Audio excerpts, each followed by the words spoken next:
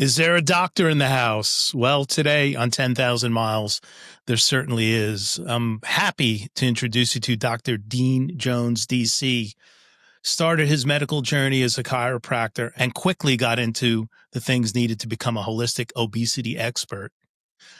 I think the best things are rooted in personal discovery, and you'll hear about Dr. Jones's 100-pound weight loss. But he's become an encyclopedia and a very deep study over the past 10 years of GLP1 meds, peptides, and metabolic health. He's got a great YouTube channel out there, and his content around weight loss and permanent weight loss and the approaches to GLP1 weight loss management and peptide use and management and talking about HRT and TRT and all related things are really fascinating. He even talks a little bit about fasting and metabolic repair. I had a great time talking to him. This is a very hot topic, very valuable. And I think there's one thing the entire medical community will agree upon. If you're 100 pounds overweight, and you feel somewhat of a risk at taking GLP-1s, the studies that I've seen is that people want the weight off. You know, doctors want the weight off. People want the weight off. So, while I'm not a doctor and I don't profess to give out any expert advice on the subject, I do recommend that you consult your own medical physician after hearing any information here. But you'll certainly be able to reach out to Dr. Jones. There'll be some information here about him and what he does. So let's dive in.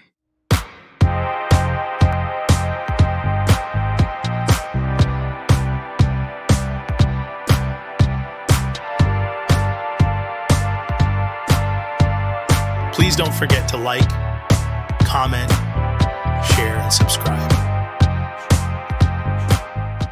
Hey, Dr. J, welcome to 10,000 Miles. How are you today? I'm doing great, man. Thank you for having me. The pleasure is mine, by the way. I am eager to get into our conversation today. I usually start the show by telling people, you know, how did you come across this guy or gal, this person, this expertise? Now, as people know, look at who watch the show, they know the show is really about people's journeys to finding success, usually through failure and trial and error and hardship. A lot of wins come out. You know, they don't often come on the first swing at the at bat. I personally have struggled with, you know, as a child, with weight and weight management, fitness, and all of this stuff. And if you were to plot a graph of my life, it looks like an EKG. You know, and I know I'm not alone in that, you know, and so, and there's all this rave out there about the GLP-1 drugs, and there's a lot of, let's say, polarizing information on both sides of the perspective. And so I started, you know, do what I do. I check out stuff on YouTube. I try to find people who have a voice. I came across Dr. Jones's content on YouTube, and I said, you know, this guy has a different approach that I have not yet come across. I would call it, in my humble opinion, a bit of a hybrid approach between, you know, food, you know, medical science, lifestyle, and all of these things. And I said, you know, that feels right to me. And let me reach out to Dr. Jones and see if he'd be willing to come on and have a conversation. So, ladies and gentlemen, it's Dr. Jones. Dr. J, as I like to call him, because I was a Sixers fan and Julius Erving. So, it's all good, right? It's a good. I thought about making the Dr. J an official nickname, but I haven't. Yeah. I do like that though. So we're good. You could call me Dr. J. All right, good. I call you Dr. J. That's cool. Hey, introduce yourself to the audience, if you would, please. Yeah, of course. So, you know, my gosh,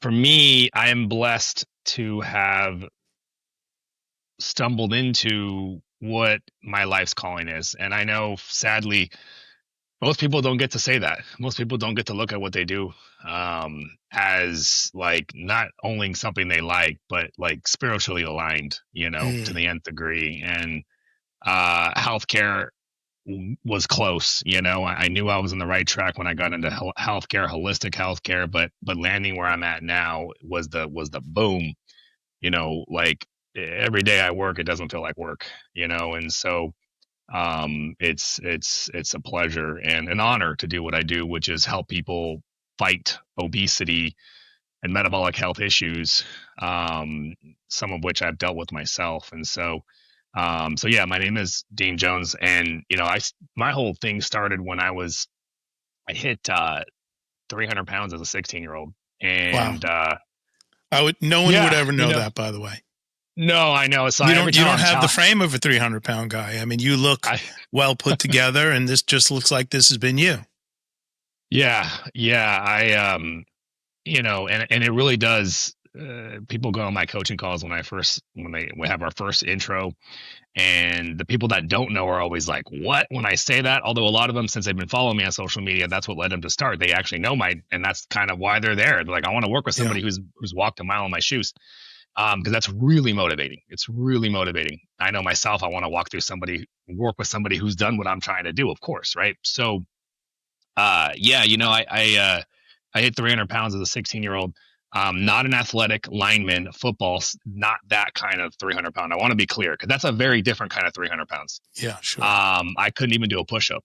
And I have I have a strong, muscular, fit dad, and I have a healthy mom. Like, it's kind of wild, but my mom's side of the family, there's a lot of obesity, and she was able to beat it at a younger age too. And then I got the muscle building physique of my dad. So I hit a point where I'll never forget that everybody has that, flashbulb memory, as science defines it, where you just remember every damn detail, because it was such a moment in time that I'll never forget. When I hopped on the scale at the gym, I went to the gym, believe it or not. There was a little bit of pressure from my parents, a little bit of like, what am I doing? Like, I need to work out, right? So there was some awareness that my weight was getting out of control. But it just never clicked. It never, like, even though I was getting bullied, I was getting made fun of. Oh, and I hated it. I mean, it went from just being picked on to high school, where, I mean, I got as close to thinking, of suicide as I think you can get without actually getting there. I mean, it was bad. Yeah. I hated my life. I hated who I was. I didn't accept it. How tall are you? 6 foot, 6'1", just shy. And I saw other kids in high school that were overweight, but they never let it bother them. And I hated it. So anyways, that's how I chose to react to it. And, when I hit 300 pounds, those little scales that increment 50 pounds at a time. And I remember, and I was like, it's like 302, 303. And I was just like, that can't be right. Even though like it was 280, 290, not too long ago. Right. You're in a new club. You're in the 3 club. I'm in the 3 club. Not a good club. Not a good club as a 16-year-old male, and for whatever reason, that was my aha moment. Come to Jesus, it was like everything. I remember leaving the gym and just like, first I went through emotion, like hours of sadness, but then by the time I got home, it was immediately like it flipped into action. I was like, all right, like, what do I got to do? And so I remember researching, figuring it out. We didn't have AI at that point. No AI. Yep. So I had to do some manual research. I ended up putting together money, got a personal trainer.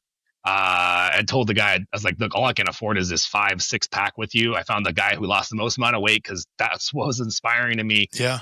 And he's like, let's do it. I'll teach you everything I know. And at that time, he taught me the old school, counter calories, counter macros, gym, cardio in the morning, weight training, said the whole thing. And it was hard, but I did it. I committed to the schedule, the grind, and 9 months later, I lost 100 pounds. 9 months. And 9 months or so, 9 months to a year. Yeah. And, I remember my dad freaking out, by the way. Were people like just watching you in awe? A lot of even some of the chunkier guys that gave me a hard time were like, what are you doing? What are you doing? Like, what is, you're just like, so, I remember my dad telling me at one point I looked too skinny. My dad's a muscular guy. Yeah. And then the next couple of years I work on building muscle, from there. But that whole experience, obviously I'm like, this is what I want to do. So I become a personal trainer. My story was inspirational. I became a trainer. I was going to school. I thought I wanted to be a doctor. I wasn't exactly sure. It's funny because at that point, feeling good about myself, I probably let that get the better of me. I'm in college now, and I am having probably a little bit too much fun, a little bit first time enjoying who I am, and Yeah. you know, didn't really have structure on where I was going. So I ended up taking a break from school because I was offered a manager gym at LA, a role as a manager for LA Fitness. So now I'm Hmm. managing gyms, managing trainers. I had a lot of success as a personal trainer, so helping them out was kind of the next progression. I did that. That was cool. Learned a lot. Learned a lot. Management, sales, and all that whole 9 yards. But and what I, by the way, what I saw at that time too was just a bunch of people dealing with the same thing I was. Like I thought this was normal. You know, I Yeah. thought this is what some people have this issue where they have to always fight their weight, and you're either going to win or not, and then other people didn't. You know, and at the same time, my personal struggle, I came across fasting at about that same time, and you know, first it was intermittent fasting, transformed my health. Just I was able to maintain weight. I wasn't yo-yoing as much. Intermittent didn't fix it entirely, but it made such a big shift. I'm like, okay, that doesn't make sense. All I'm doing is fasting. Like, why is that intermittent at that matter? You know? Then I start playing with long form fasting, and after a couple months of really getting to like a weekly long fast, I did that for like 3 to 6 months. That's what pretty much healed me, and at that point, I was able to maintain a healthy weight with a normal amount of effort. So Quick my question. mind, yeah, Quick question on the intermittent fasting back then.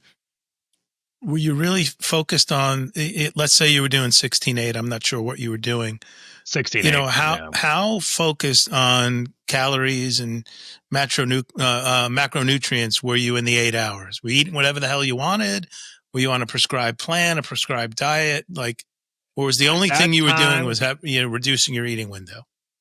no, at that time, because I was still very granular already, I just added the intermittent window. So I was still eating just as clean as I was, that I knew how to do. But I noticed that just keeping it compressed into an 8 hour window allowed results to come faster, and then allowed Amazing. me to actually like, I don't have to try as hard. You know, so because you only have so many attention units every day, and I think that's the biggest issue. It's like I think a lot of people, they don't necessarily struggle with losing weight. They struggle with maintaining the amount of effort that it takes to lose it and maintain it, and it's not sustainable. And so Yeah.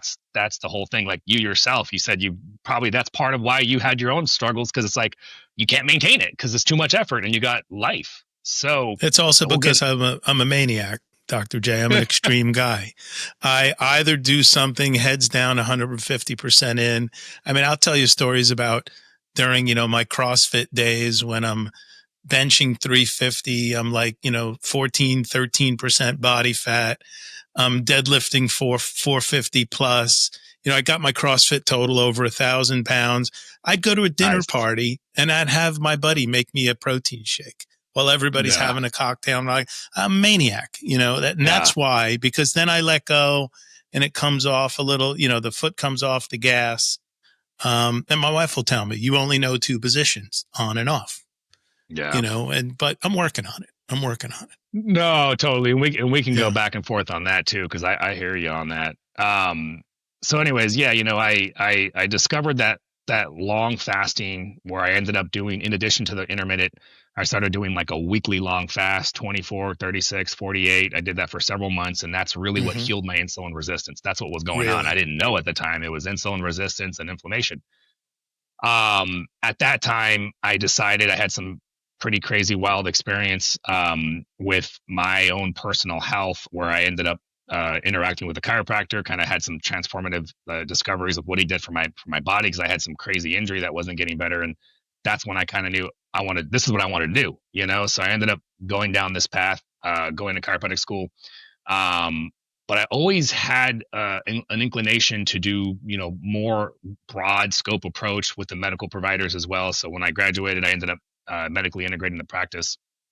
Um, and that's where we started doing things like functional medicine, diabetes, Hmm. weight loss, like the whole gambit of helping people with these types of issues. Because what chiros are really good about, grounded in their education, is like a more natural, holistic approach, regardless of what we do. Some of them will stay mainstream with their musculoskeletal adjustments, but then a lot of them do where they integrate in a functional, multidisciplinary practice. Hmm. So that's what I ended up doing, and it's been great. It's been a lot of fun to see what I did, to see what I have seen in terms of outcomes, and implementing a lot of the functional fasting protocols through my own personal experience and seeing that it really worked for some patients. But, you fast forward till GLP-1 medications come around, and that's when Yeah. things really locked and loaded. Because in a nutshell, I would say the biggest roadblock for functional lifestyle change is just the barrier. It's a difficulty thing. Like, the people that can do it are like, yeah, like I was able to do it, like why can't you, and it's so easy for them to kind of like in their own reality just think, well, if I did it, why can't you? That's why that personal opinion kind of ends up Sure. happening to some of those individuals where they don't realize that other people have bodies that, despite their mental toughness being just as good or even stronger, they can't overcome what their body's doing against them, which is fighting back. And we call that now metabolic health. Like, we have an understanding of what that is. Health wise, it's insulin resistance and inflammation. Hmm. And so GLP-1s are such a powerful tool that it's the only medication we've ever had that literally, instead of treating a symptom, actually treats an underlying base health issue, insulin resistance and inflammation. So when you give somebody that, now all of a sudden their body's like significantly more compliant to do Mm. what you want to do what the person wants to do. So of Yeah. course, you can still be lazy with it, but if you have the right mindset and approach towards it and appreciate what it's doing for you, holy crap, it opens up the door. It did for me, took me from maintaining healthy weight to maintaining lean and muscular, but more importantly, cultivating the protocols that I've done over the years, I've been able to achieve this magnitude of helping people the way we are. Um, and I hear it every single day. Like, nobody does what you're doing. Nobody's offering an approach like this. Like, it's wild. It's wild what we're seeing. So I got a text from a buddy this morning. I'm going to read to you. Um, he was in the 3 Club. Let's just put it that way. I think he's 5'9". Oh, I've known him for 25 years. Ever since I've known him, been a big, broad dude. But he got married, got kids, and he was in the 3 Club, probably well on his way in it. And he shot me a note this morning. Pep, I broke the 80-pound weight loss mark this morning. He said the last 20 kicked my ass. They were a grind. And the next 40 will likely take me 6 months, but I'll stay the course. And I said to him, hey, man, I'm really proud of you, my brother. You saved your own life. Bravo. And he said, modern medicine really was helpful and played a huge part. We live in an amazing time. yeah, Like, now this is a guy that I've known. This guy is, oddly enough, if I were to tell you he were disciplined, you'd be like, hilarious. Why would you say that? In every other aspect of his life, professionally, with his kids, with his wife, this dude is detail oriented. There is no stitch out of place. There is no detail on a project left undone, except himself, his own project. He was letting that project go. But man, we're super proud of him, happy for him too, because he's on his way. Big 80 is a big number. That, oh yeah, having lost 100, 80 is a big number. Hey, back to this. The what did you call it? The long fasting. yep, yep, Yeah. So you said you were doing intermittent, and then you added in a long fast of 24 to 36 hours. yeah, yeah. Start introducing us to what the body's doing during that time. Because some might say, well, he's got another, 24 to 36 hours of caloric deficit. Of course, he's going to have a better result. What's happening there? Aside from the flyby of caloric deficit, like what's really happening during that time? This is probably one of my favorite of all the different areas I look at with what we do. This is probably one of my favorite things to talk about because it's very controversial. And there's a lot of well-respected opinion leaders on both sides of the fence. You got Yeah. your Jason Fungs, who wrote the obesity code, but then you got your Lane Nortons that are very educated scientists too, who's very much have randomized human randomized controlled trials. If you've ever heard him Yes. quote that. And, I respect him too. I respect the hell out of him, but I also respect what I've seen clinically, which tends to parallel more with Dr. Fung's work. So, you know, a good person to start if you're trying to really see the difference. Sachin Panda he came out with the best research so far on health benefits that come from fasting that are independent of calorie restriction.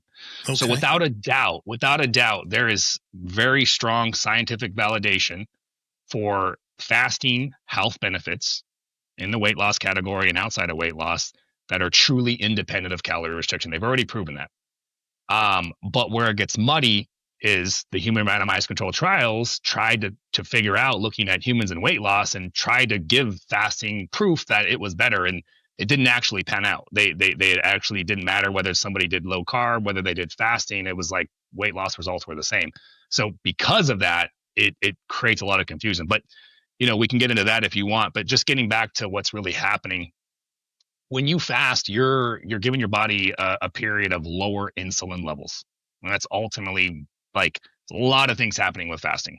But the one main piece, the isolated piece that plays such a pivotal role in weight loss is the decrease in insulin. Now, fasting doesn't directly lower insulin by a direct mechanism. It's the fact that most people are eating throughout the day. And so they're doing something that spikes insulin, eating every type of macronutrient you eat, carbohydrates being the main one, but even protein.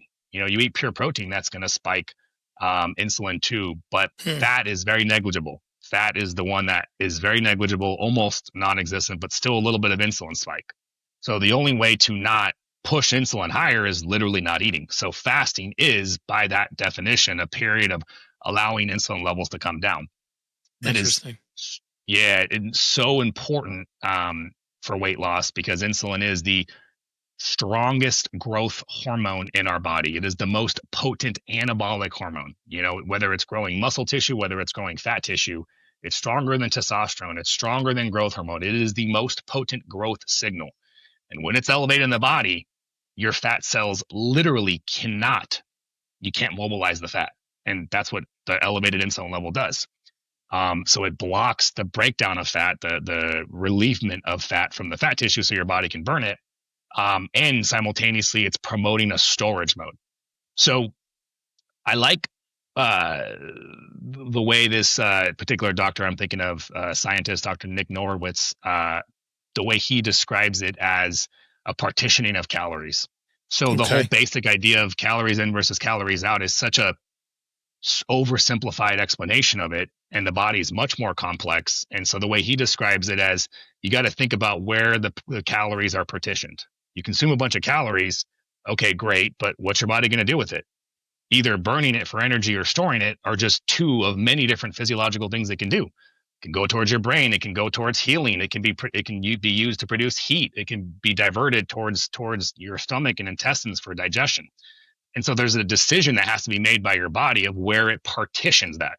And the key things in your body, insulin being the main one, but there's lots of hormones that are all presenting various signals in your body, telling your body what to do with those calories. And so ultimately, this is what explains the massive variance between an individual's body and why some of your friends can eat whatever they want. Doesn't matter what they eat. Doesn't matter how much they eat. Their body. Yeah, I got a coworker like that. I want to punch him right in the eye.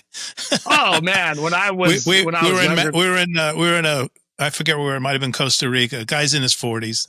I'm not. Let's just put it that way.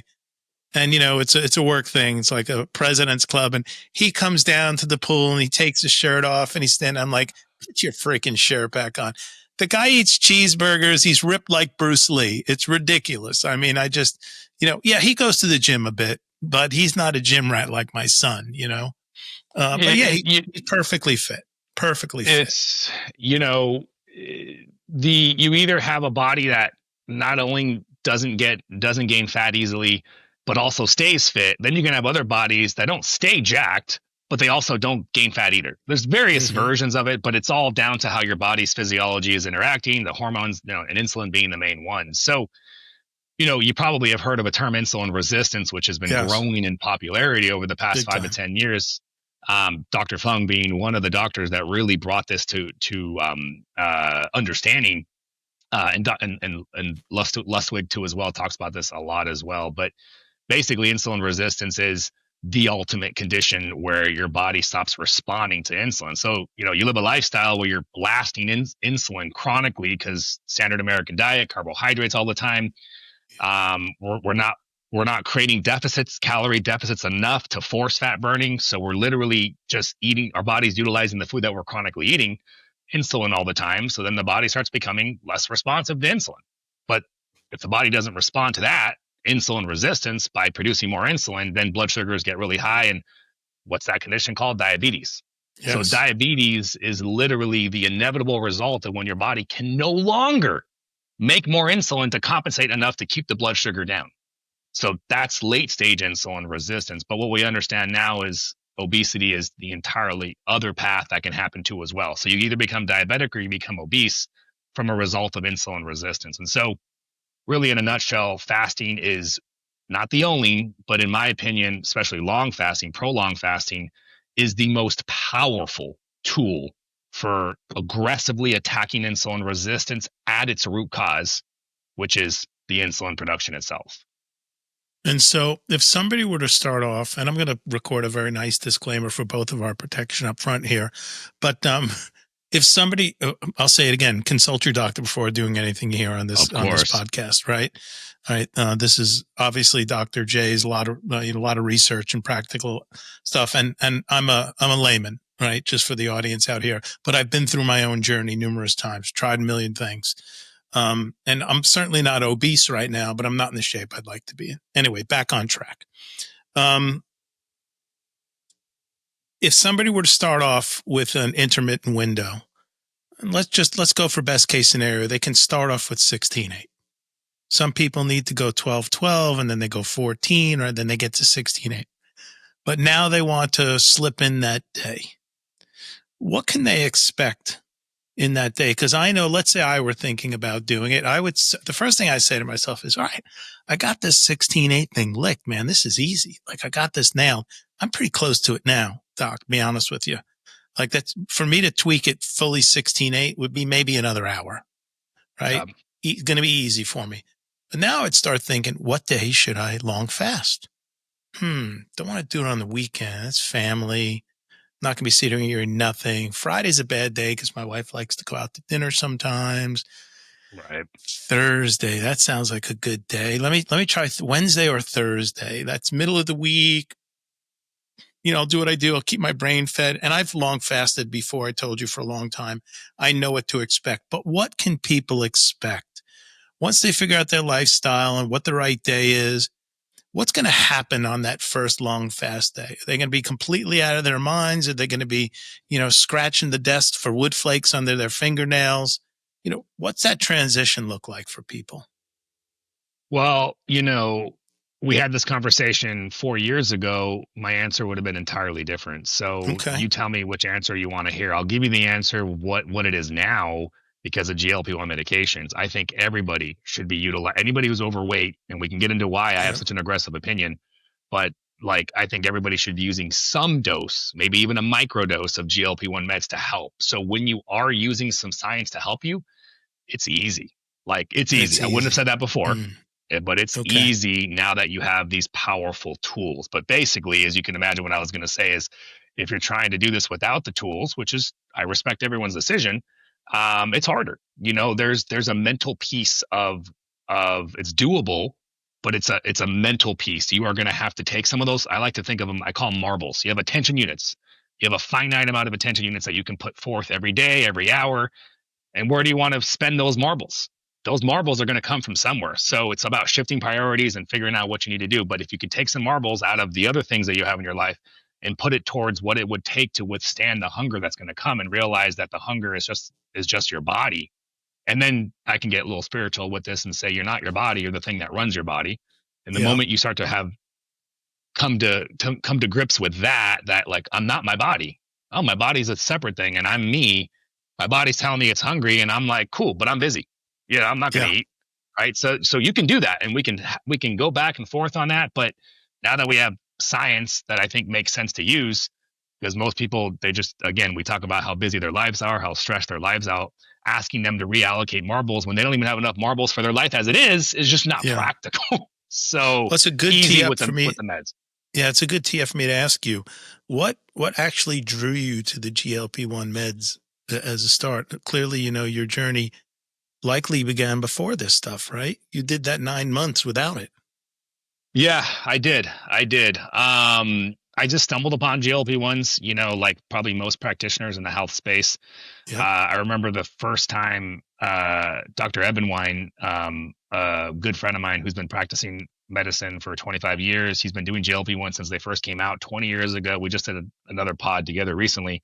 I remember he's the one that first told me about it. And I remember having the conversation when he told me about it. I was just kind of like, that sounds amazing. And the first thing I thought is that's going to make fasting easier. That's like the first thing my brain just kind of originated Interesting. to. Um, so I thought of it as more of like a safer appetite suppressant. That's really Okay. how I looked at it first. But then over the years, I realized, oh my gosh, this is so much more than just an appetite suppressant. But even if it just was, I would still use it because that's Hmm. kind of how I looked at it. But our understanding has really unraveled about the GLP-1s and how much of a use case they have. It's amazing. You said you noticed that there was missing something that was missing in how they were being used. Most people I know go through the very prescribed ramp up dosage to get to a spot. Then they're on that for a period of time. And then the dosage increases. And everybody I know, Doc, I'm just going to be honest with you, gets nauseous. They puke. They don't feel well. They got a day or two on the bench and then they get sort of acclimated and they come back around. I haven't seen anybody get dire, not to suggest that, it was incredibly dangerous, but there are symptoms, right? Um, I'm sure you saw the same. What did you think? How did you change your approach? How did you get there? Yeah. You know, it comes down to a fundamental viewpoint of how you look at obesity. These medications um, are looked at as a solution for obesity, and obesity is defined as a chronic, irreversible brain disease. Hmm. That's how it's defined. I don't agree with that, by the way, but that's which I just think it's funny because if you want to understand where my skepticism comes from of that definition, I mean, for 50 years, we basically told people it was your fault. There is no disease. Stop eating so much and go out and exercise. That's what we told people for Yeah. decade after decade. Meanwhile, these people are like, some of them not, some of them were overeating and being lazy for sure, a good percentage Yeah. of them. But then there was a good percentage of them that were like, I am legitimately not eating and exercising. And no matter what I do, I can't lose weight. So, Yeah. you know, and then all of a sudden we develop these medications, and now all of a sudden the narrative just completely flips. Oh yeah, it's a brain disease. It's a Yeah. brain disease. And Dr. Fatima from Stanford, well-known obesity expert, came out on 60 Minutes, 2014, January 1st, or 2024, and came out and said, yeah, it's a brain disease. So I just think that narrative flip is funny. But when you look at big pharmacy and the business that they're in, I mean, they're always going to tell a beautiful story, and they're going to come in with a holy grail solution when they have it, and whatever. That's business. So, but what I will say though, having dealing with a lot of food chatter myself, and having dealt with, like, because if I don't microdose myself personally, and we can talk about that later, I feel the food chatter. It comes back. So Really? oh yeah, and we'll Okay. and we'll talk about that. In my opinion, obesity is a chronic disease. Obesity is not just hitting BMI 35. That's a symptom of some sort of dysregulated eating, some sort of pathological dysregulated hunger and eating that is driven by many things. I think insulin resistance and inflammation is a big driver, but I also think, I mean, look at the scenario. Scientists from big food companies are freaking paid to bioengineer this food to make it extremely addictive, and they're told make it as cheap as possible Make it cheap. at the expense. Yeah, make it And cheap, pay make more it people than addictive. we've ever had on the planet in human history while farming and everything else is decreasing across the world. Oh, it's insane. So you're asking a person to resist bioengineered delicious food that's available all the time everywhere. That's it's extremely hard for most people. Plus their bodies are being ramped by all this toxic crap everywhere, forever chemicals. I mean, it's just an unfair battle. And by the way, that's sort of why I think microdosing GLP-1s is kind of just evens the playing field for even a healthy person. But Well, that's a we pretty can, interesting perspective. And yeah, it's it evens the playing field yep, because we're being yep, infused with all these things. You'll like a guy I've got 100%. coming on. I've got a guest coming on in here in a few weeks. His name is Texas Slim. and he sort of leads in. He's a Texas rancher here, but he's very involved in the beef initiative that is proliferating small ranch. Buy right from ranchers, all of that stuff. And he's doing some work in Oklahoma now, but quite a character. But try to get the best quality beef you can. We're gonna go through about what's going on in the beef industry and why maybe the steaks you're getting at your grocery store might not still be the best things for you, no matter what they say on the package. But Yeah.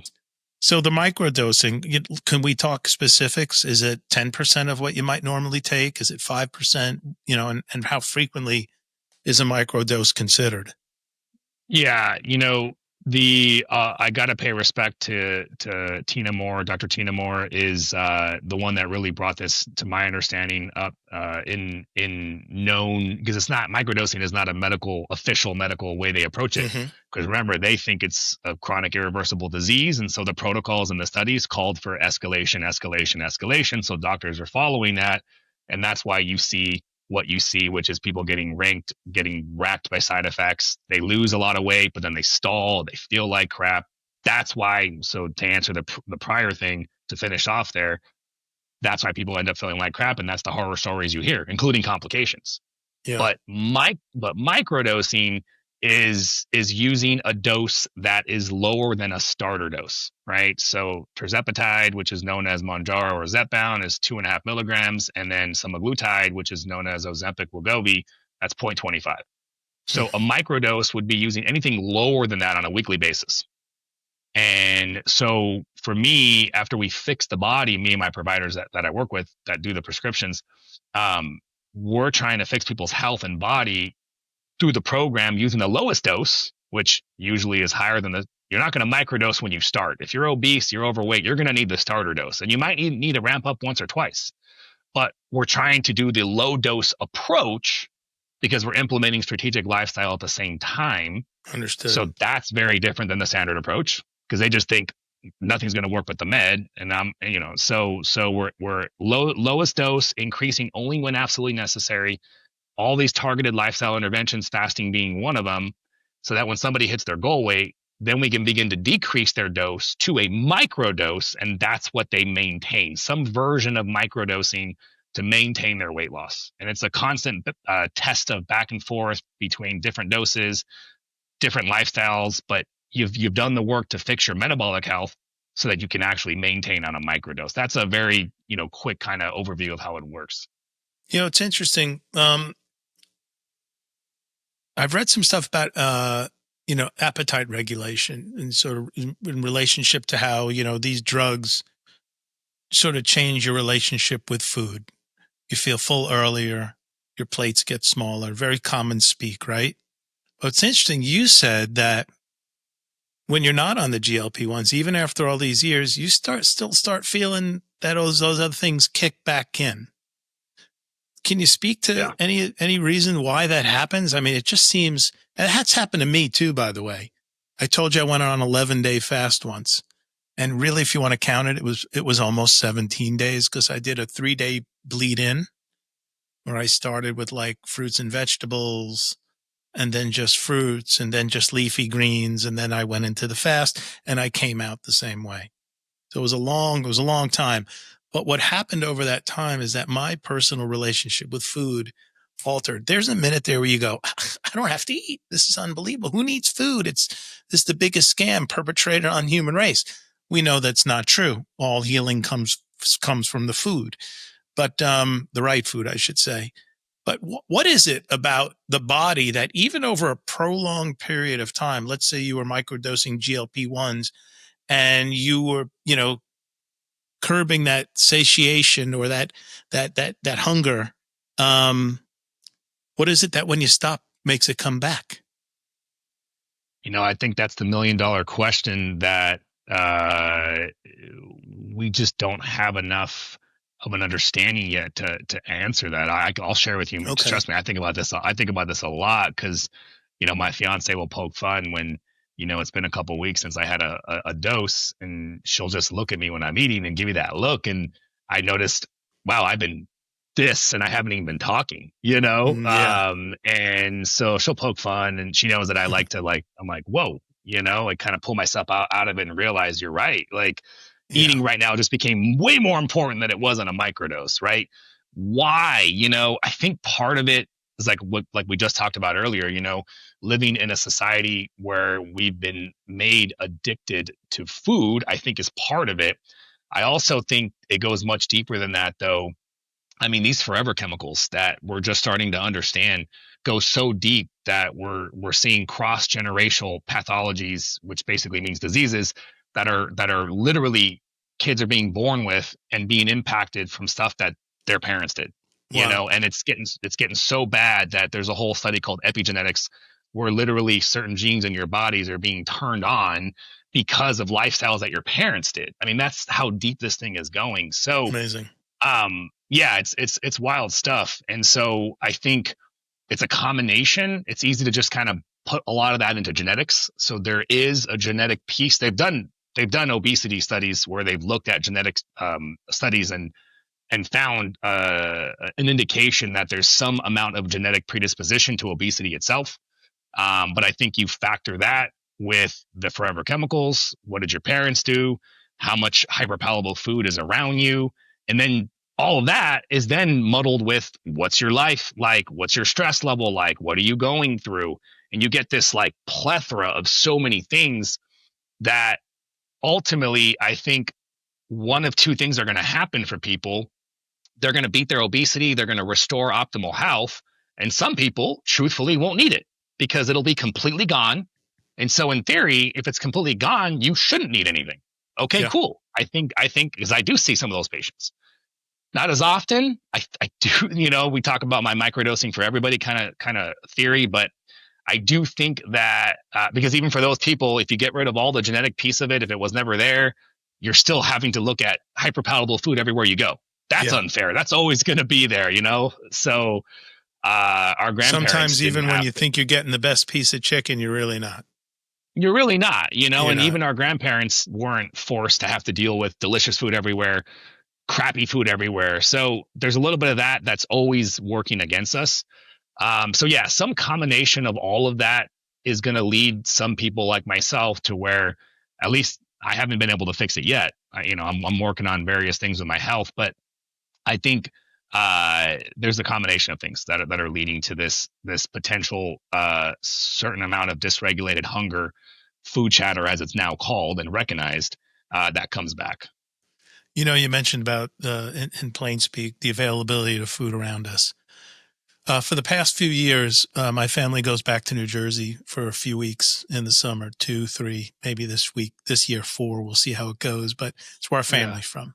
So we rent a house on the Jersey Shore, and we start out, we'd all fly there, and I'd have to rent 2 cars and get crazy. And I like driving, and I want my car. And then I said, I like a good road trip. My wife's never going to do this, by the way. She's not an in the car road trip kind of person. I'm loading up the car. I'm driving across country. So the first trip I do by myself, and as it turns out, my son drives back with me. And then it dawned on me, like my son's not getting any younger. I get to spend, if we did both days with me, I get 4 days in the car with my son, 12 hours a day in the car, road tripping, BSing, talking about music, watching him snore, him watching me snore. Like, it's quality stuff, right? You can't buy that stuff. He's very health conscious. I'll shoot you a picture of him sometime. He's jacked. He's completely ripped. He's a macro measurer. He's a gym rat. Like, he's really tuned his body. He's transformed himself over the past 10 years. He's like, I got a lot of respect for him. He's really dialed in. But what we noticed on the trip from Dallas, Texas area, right up, through the center of the country, the choice for food on those roads, largely in state 40 and 80 and all that.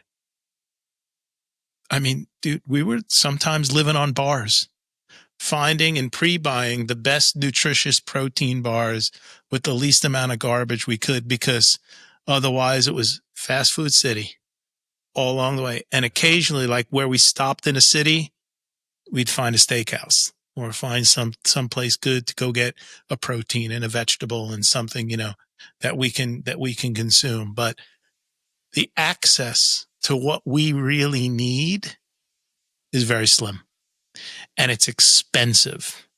And so for most, I mean, I walk into the market by my house.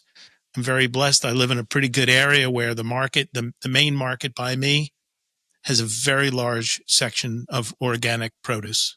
Probably 60% of the produce in the entire place is organic. That's about a third of the store. The other 2/3 of the store are high quality items. I'll give a shout out. It's owned by HEB. It's called Central Market. You can't find a Diet Coke in there. They don't have anything that has aspartame or sucralose. So it's like everything's all natural. No diet anything. I don't think I've seen one diet something product in there.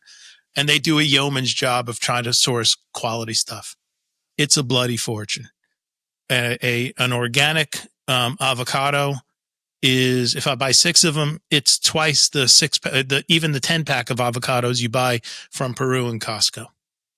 Yeah. And so to buy and even with the, I don't want to open up a can of worms here, but I know the ability to mark yourself as organic is not created equal amongst all things, and it means lots of different things.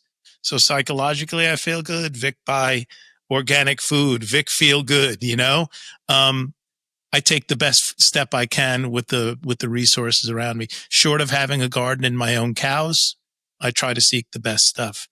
But it's super expensive, and it's a long story just to sort of reaffirm that driving across the country, man, it was just like, it was impossible to eat healthy. Impossible. It is. If we have time to get into like nutritional stuff, I'm convinced now the best thing to do when you're on the go is just get meat. Get meat. Literally go to any fast food and just get a bunch of patties. Eat as many patties as you want till you're comfortably stuffed, and then roll with it. To quote Dr. Ken Berry, you know who he is. Of course. Because animal base is a big basis. I'm not pro carnivore to the degree that he is, or I've interviewed Sean Baker. I've interviewed the Carb Addiction doc, but very heavy animal based. And I do think that is the way humans are supposed to eat. And so it really is, honestly, the easiest thing. Takes the guesswork out of it. You actually get really full, and you're eating good. You're actually eating relatively good for what you got. So that's a little hack for when you're traveling, wherever you're at. Just get meat. Just get a bunch of ground beef patties, salt and ground beef patties, and you will feel full. And most likely won't be thinking about junk food as much. Versus I know that like to be true. Salad. Because when I told you about my extreme personality in 2023, June 26th, I woke up and said, I'm carnivore today. And I did it for 18 months. And I was a lean, mean fighting machine. And it was beef, bacon, butter, eggs. That was my deal. I ate more steaks than I think I ate my entire lifetime in those 18 months. Yeah. And I was lean and I was energetic, and my complexion was spectacular. People are like, is Vic getting face work done? Like, what's going on? I mean, you saw my skin change. I mean, I don't have a lot of wrinkles to begin with. I've been very fortunate. I don't smoke. I don't drink a lot. But so for me, that would be easy. For my wife, that would be a death sentence. Here, honey, I pulled in and got you 4 burger patties. She look at me. I know. And by the way, she's the same size she was since the day we married. But she doesn't struggle. But that is good. That's a good hack for sure. Hey, I want to jump into this FLOA protocol. Why don't you tell us what that is, what it means, and introduce us to what it stands for and why you built it? Yeah, so flow, FLOA, fasting like our ancestors, really is the structured approach towards prolonged fasting, long fasting, prolonged fasting. I noticed in the world of prolonged fasting, there really wasn't structure. It's really like, well, what do I do? Like intermittent fasting, 16/8. That's a pretty dialed in intermittent fasting. There's a couple other versions, but yeah, in the world of prolonged, it really lacked structure. And so that's through my own trials and tribulations and testing out, and then working with patients and seeing that it worked, the patients that I could get to do it, it worked. And so really flow, and it's evolved. It was heavily focused on fasting. That's why the title of my book, which is available on Amazon, is called Fast, Feast, and Flourish. The concept is fasting. I didn't even tell you about that, but yeah, it's available on Amazon. We alter fasting with feasting periods. And the biggest issue that people have with fasting is they get into starvation mode because it's a little bit counterintuitive to balance the fasts with feasting rounds. You have to absolutely feast around the fasting.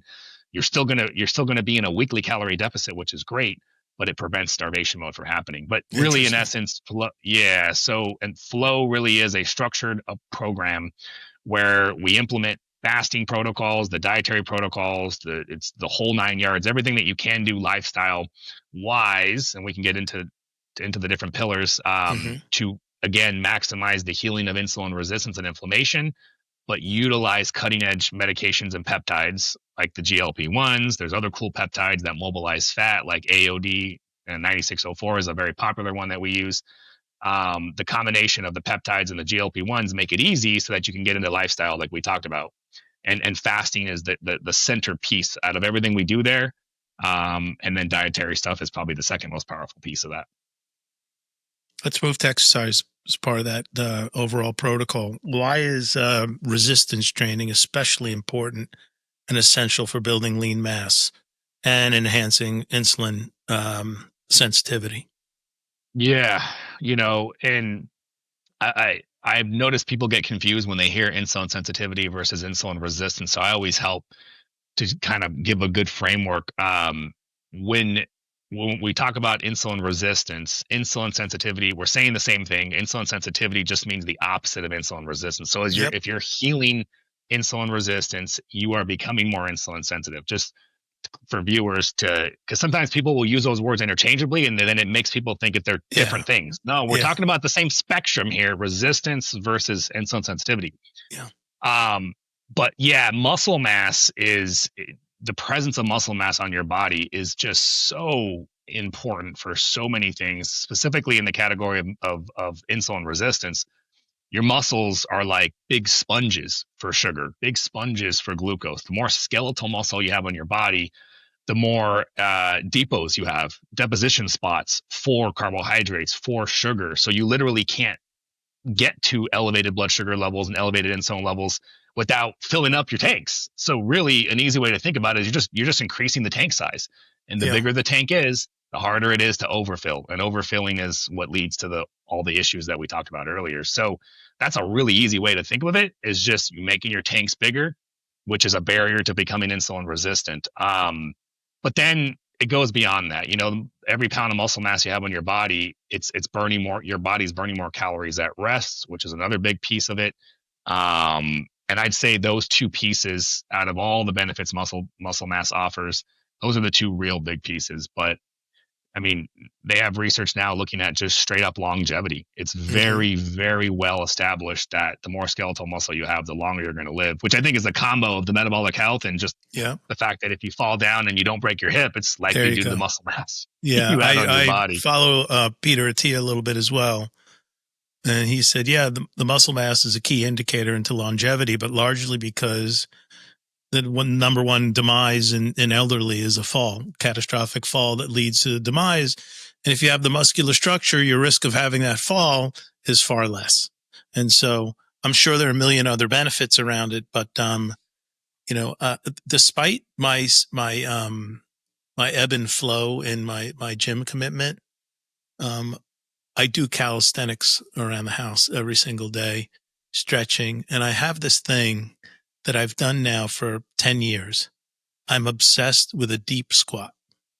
And so flat-footed every day, shortly after I wake up and chug a full bottle of water, I go up to my counter and I lower myself down flat-footed into a deep squat and I hold on to my knees and I stay there. And some mornings I'm a little stiff and I got to hold on to the edge of something. And other mornings, after a bit, I get in there. And I will tell you, just having that, and then I will come up very slow. I'll stay in it for 2 or 3 minutes. I'll come up very slow. This is not prescribed by anybody. It's just a routine I've built by myself. but your ability to bend down and pick something up is so important. It's so important. yeah. I see people all the time when they go to bend something, they sort of hinge at the waist and they lean over and they can't reach and then they're struggling. I make it a habit now. If I have to pick something up, I'm in a squat.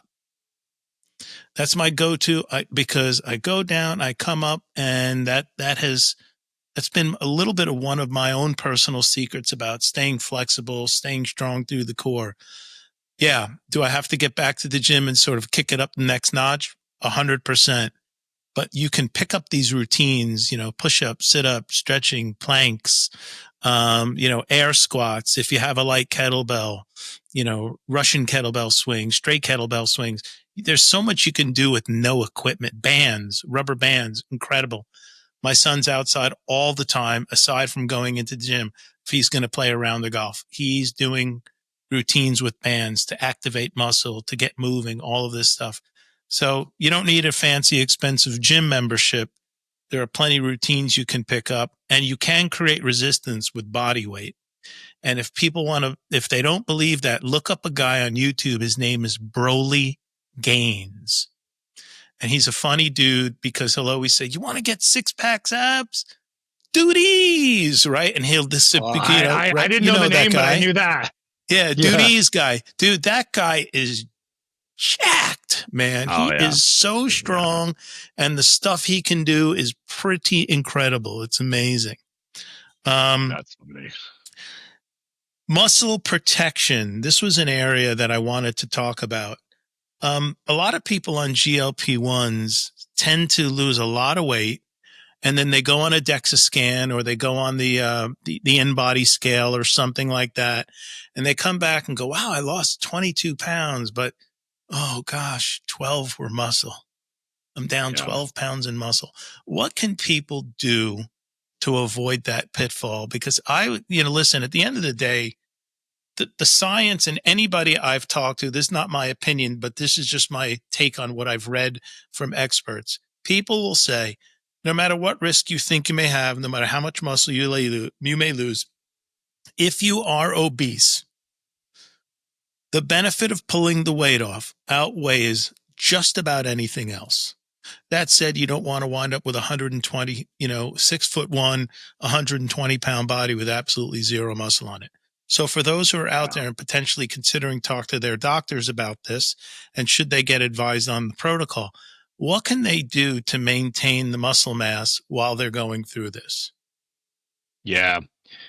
So we'll talk about the lifestyle stuff first, and then we'll get into this cool science tools that we can do to optimize. But I don't and our clinic offers all these services, but it's just like, and when I go live, people are always, that's all they want to talk about, right? Nobody wants to talk about the work, but we won't sell people this stuff if we don't think it's going to work, and it's not going to work unless you do the lifestyle. So, right out the gate, the actual type of training and the amount of protein you intake. So, you talked about body weight exercises, which if that's the best someone can do, I'm all for it, because that'll absolutely be better. Any resistance is better than no resistance training. So I'm 100% aligned with you there. Now, if we can get 3 days a week, 45 minutes, local gym, hit the machines, hypertrophy style, which means muscle building, that's the way to do it. That's the gold standard. And getting them to understand that hypertrophy means muscle building, and the way you lift that way is 8 to 12 reps. The intensity is high, the tempo is slow and controlled. You're feeling the burn. There's a muscle mind connection. It's the way bodybuilders lift. Literally, the way a bodybuilder lifts, that's hypertrophy. And people have such a hard time thinking like that, because they're like, well, I'm not trying to build muscle. It's like, no, you're not, but you're trying to counter a muscle signal, a muscle loss signal that's inevitable with weight loss programs. When you lose weight, it is damn near impossible to not also lose muscle. You can minimize that by presenting your body with strong counter signals, and the strongest counter signal to degradation of muscle is muscle growth. Mm-hmm. And so, as opposed to high rep, you see all the type of workouts that are more associated with weight loss, which are usually high reps, shorter rest periods. You burn a lot of calories.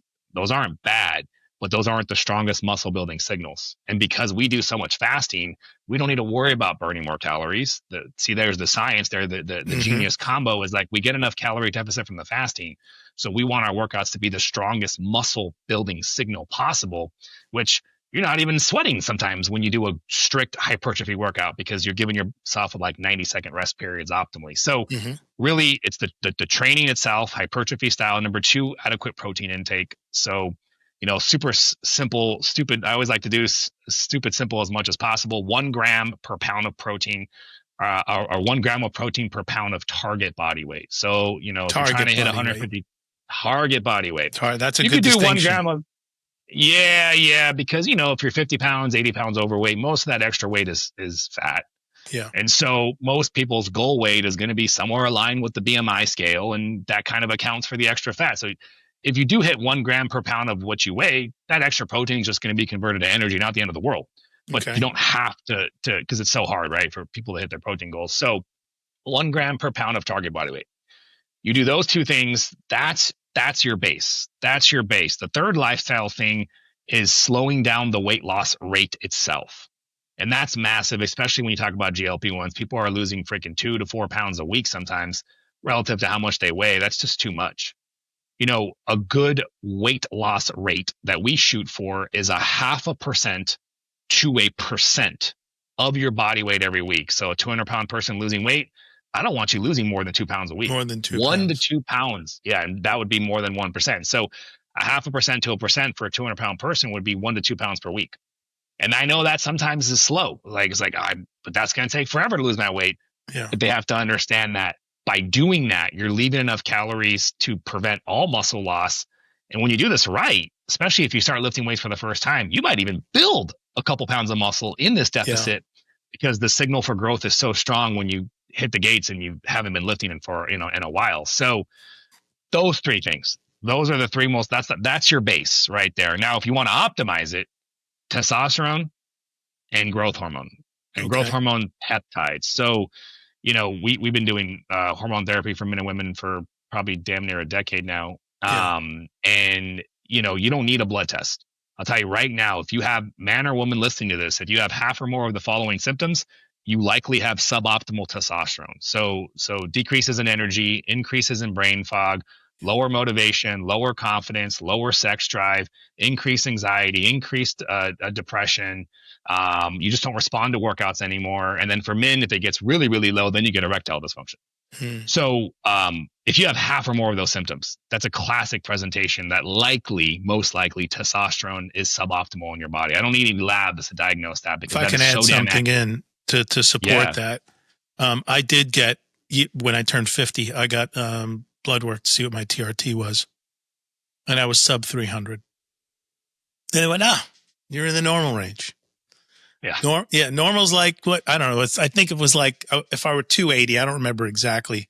But if I were sub 280, I would be I'd be in the category of approaching low T. Oh, no, you're good. For a guy your age, you're good. And I'm like, oh, okay. And I went home and that was it. Then I started talking to some buddies who all of a sudden started feeling amazing. And they were going, hold on, I got to make a little camera adjustment here. Sorry about that. Had my tracking on. Clean this up.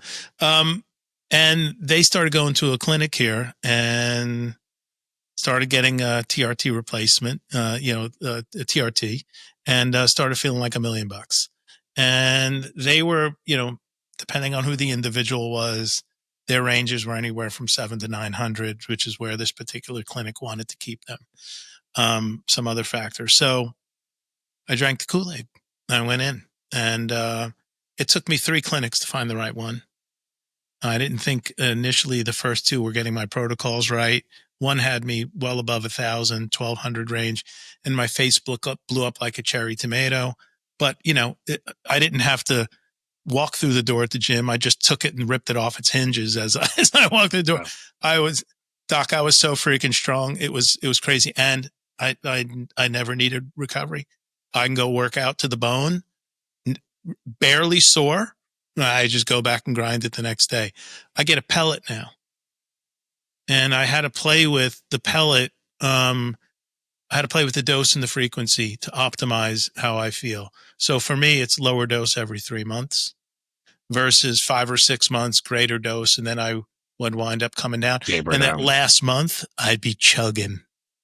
I know. I'd be chugging Yeah. through. And so I went back. I go, hey, here's what's happened. We brought it into 4. And I just said, can we try 3?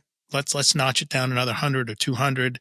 Let's see where we go. And I promise, and because I want to know where my levels are, I'll come in at post 4 weeks insertion, and I'll pay for another round of bloods so we can see where my peak is post the pellet. I feel like $1 million, man. I have so much energy, brain clarity. Like if anybody's out there listening, I'm the poster child for men post 50 to really do this. And you'll listen to 25 podcasts.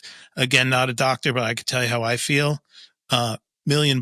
I still have a tremendous amount of muscle carried on my body. When I did that carnivore for 18 months, I lost almost 30 pounds and gained 2 pounds of muscle during that process. I mean, that was pretty remarkable.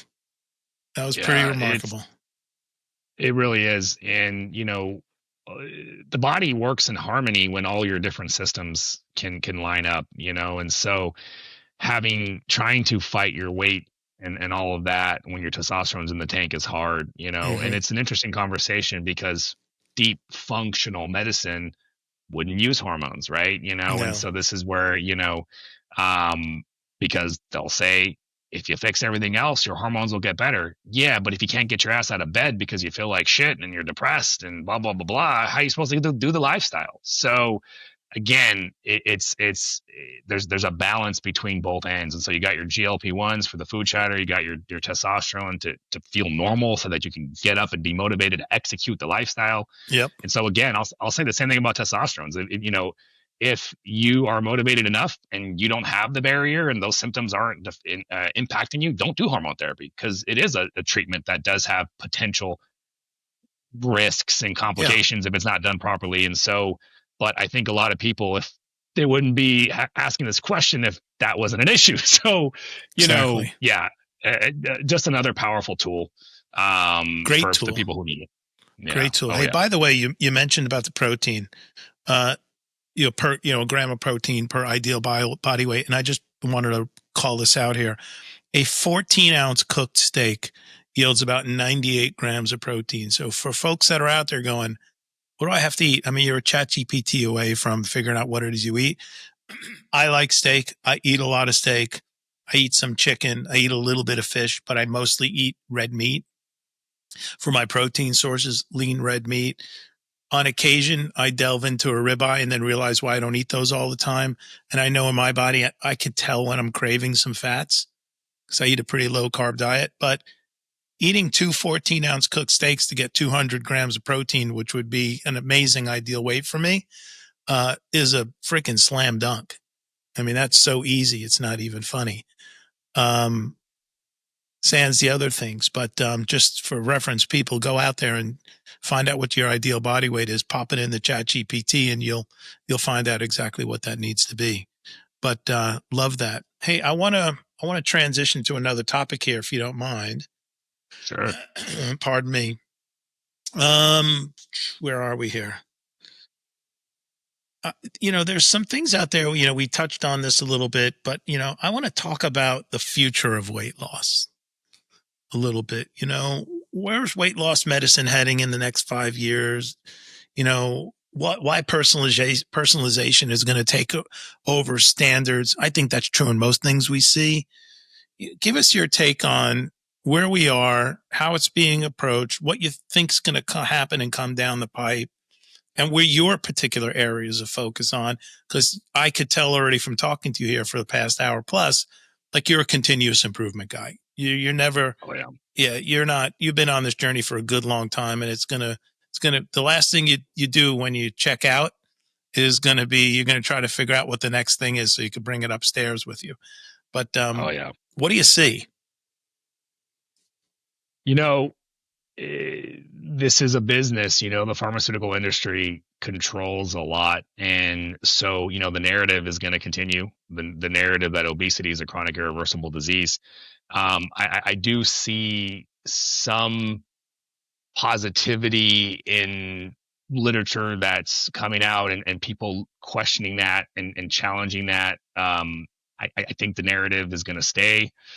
There's just too much money to fund that narrative more than any Hmm. other narrative. Um, the science of GLP-1s is rapidly evolving because this is where all the pharmaceutical companies see their play is for the next 10 to 20 years. All the money is in GLP-1s and other pharmaceutical companies that your cholesterol medications, your blood pressure medications, even your diabetes medications. Guess what happens when people get on GLP-1s? Their need for all those go away. Yep. So smart pharmaceutical companies are like, we got to make GLP-1s. It's like to stay in business here. Yeah. So they're evolving these medications to get better. They're looking at putting components into them that actually address the muscle piece. Two ways to look at that. Are we fostering laziness or are we providing an edge? Well, it depends who's going to use them. I think you Yeah. can't.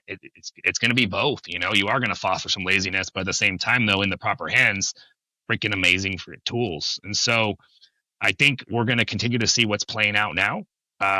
Is the way they're being used, unfortunately, is not great, and the horror stories are going to continue. The complications that people, the by the way, the just to be clear, the complications are real, but they're significantly more rare than what the media likes you Okay. to believe. So if anybody, like, I just want to be clear, like, yes, pancreatitis, yes, some of these the cases of blindness, which are specific subgroups of diabetic specific diabetics that have retinopathy in an individual case, so very, very rare. And as long as you're working with the provider that's checking these things out and having these conversations with you, and at the end of the day, I divert back to, okay, if you want to minimize your risk, lowest dose approach. That's where I come in with our Yeah. approach. But so you're going to continue to see such a controversy exist because the people that are in the health space, optimization space, are going to look at that and be like, that's not the right play because they don't see any other use case. But I want to be clear for people that don't have access to what I do and they are just sitting there as an obese individual, an overweight diabetic, the medication is the best case scenario. And so now these people do have a better platform. These people do have a better life long term. So as much as we can easily hate on how bad they're being used, it's still a phenomenal scenario for people compared to what they had before. And relieving somebody with food chatter and acknowledging a disease that's really there compared to being told that you're crazy, I think is a revolutionary advancement. So I'm happy to see all that.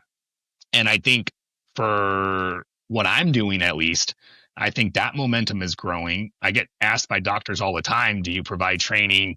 I've had a couple doctors join my program just to talk to me and Mm. and see like, what are you doing? Because I want to do this to my patients. And so, I've looked at offering curriculums for docs. Neat. Probably something that I will do over the next couple of years. I think it's much needed for physicians because um, physicians are not taught metabolic health at all in their curriculum. It is non-existent, and nutrition is very sparse. It's very, very minimal.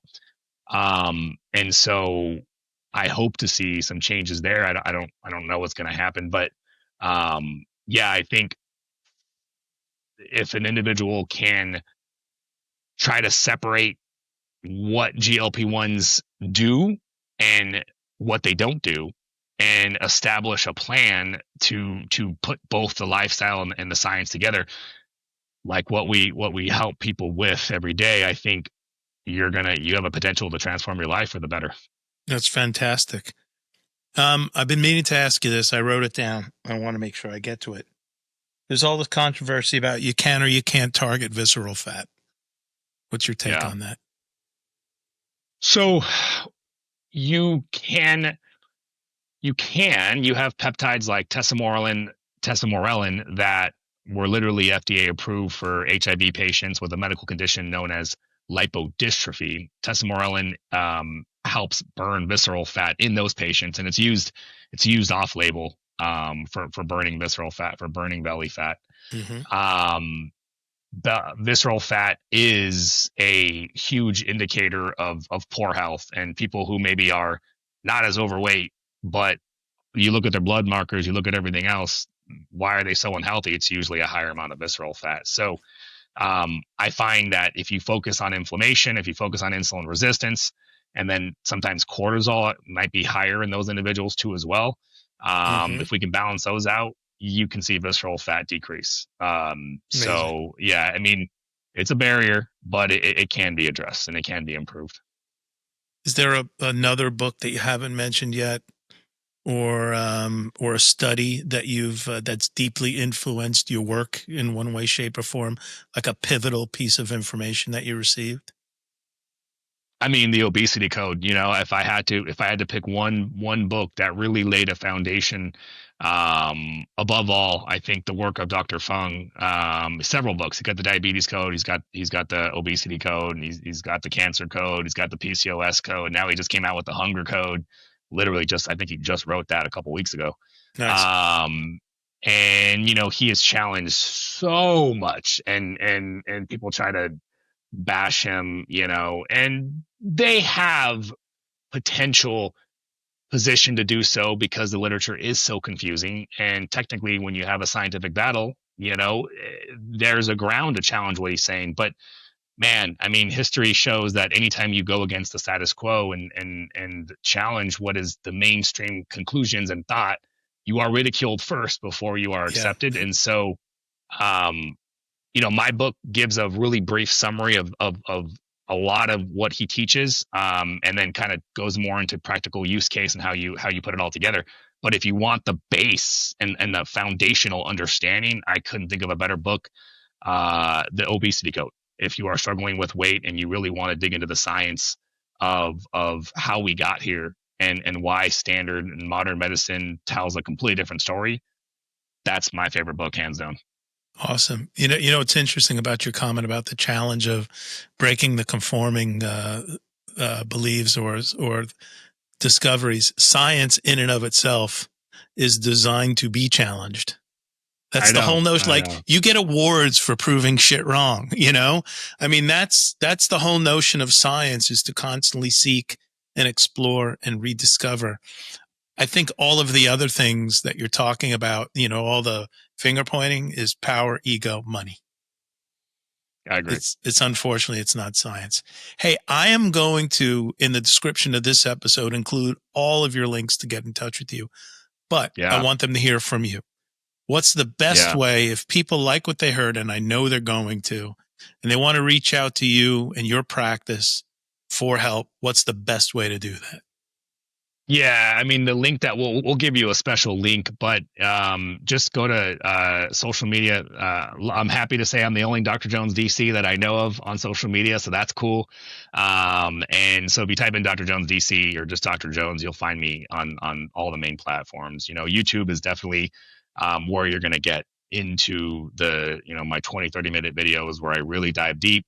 But we're on TikTok and Instagram and Facebook as well for some of that short format dopamine hits. Education and dopamine go there.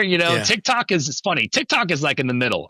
I'm actually educating a lot on TikTok, so it's like a mini YouTube / dopamine. And Instagram is pure dopamine, so it's just funny. But yeah, you'll find me on all those platforms, and we'll give you a link as well. So if somebody just wants to go straight to book, that's great. They can do that. Hey man, this has been a real treat for me, and I appreciate it. And not only are you a knowledgeable guy, but you're an easy speak guy, which I think is rare in the field. I have a friend who's an orthopedic surgeon. He's got incredible bedside manner. And the way you guys talk are very reminiscent of one another, which is why I think he could treat anyone for anything. But it's rare. Like, you deliver the content in a way, I think, that brings it to a place where people can understand it, yet we still know and trust that you've studied it and you know the sources and the details and the methods. So can't thank you enough for coming on today. I really enjoyed our time. You'll air shortly. We'll get it out there, and we'll get as many people as we can to come listen, and hopefully they reach out to you. Why don't you stick around a little bit after this? I'd like to continue our chat for a second. Sounds good. All right, man. Thank you again. Absolutely. Thanks for having me. Take care. Bye. Please don't forget to like, comment, share, and subscribe.